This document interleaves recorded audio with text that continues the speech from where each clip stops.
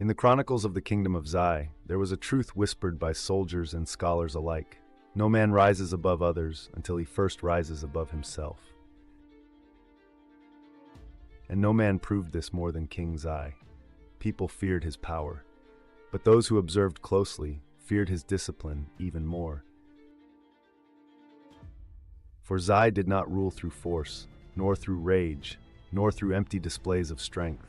He ruled through something far heavier, mastery of his own mind.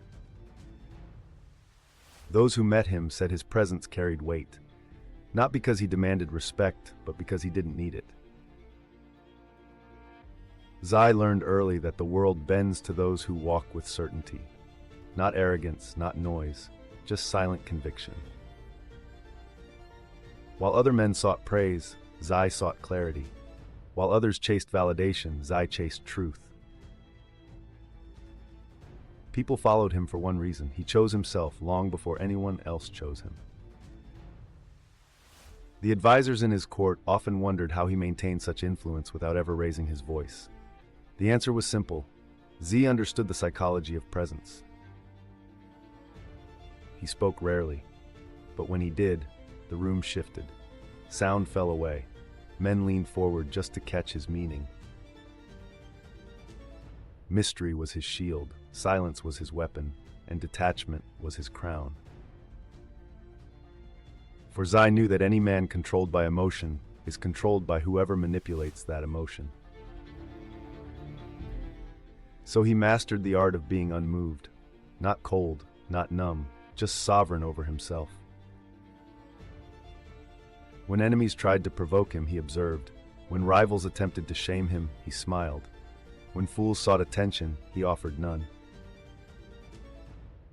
This silence confused weak men and terrified powerful ones.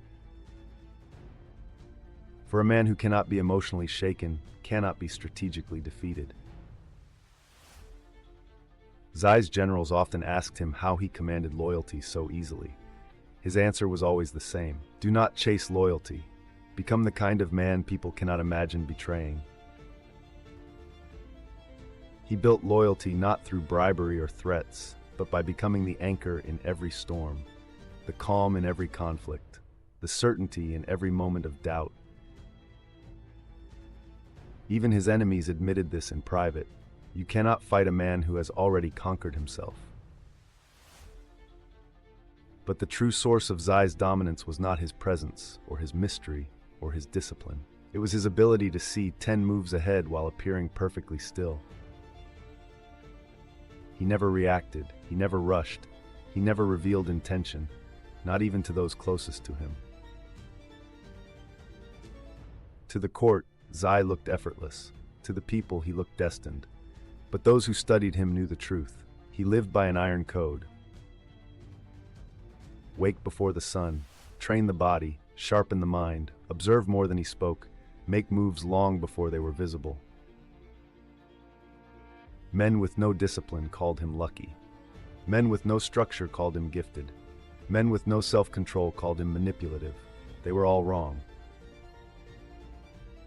Zai's power was earned, brick by brick, habit by habit, choice by choice. And because his foundation was built on internal mastery, no external force could ever shake him. His final ascension came on a day his council remembered for decades. A rival kingdom sent an ambassador to test Zai's authority. The man tried to insult him, mock him, dominate the room with noise and bravado. Zai listened quietly, head slightly lowered, expression unreadable. When the man finished, Zai rose, not in anger, not in defense, but with the stillness of a man who had already won. He said only one sentence: a lion need not roar for the forest to know he is near. The ambassador bowed, the room fell silent, and from that moment on, no one questioned Zai's authority again.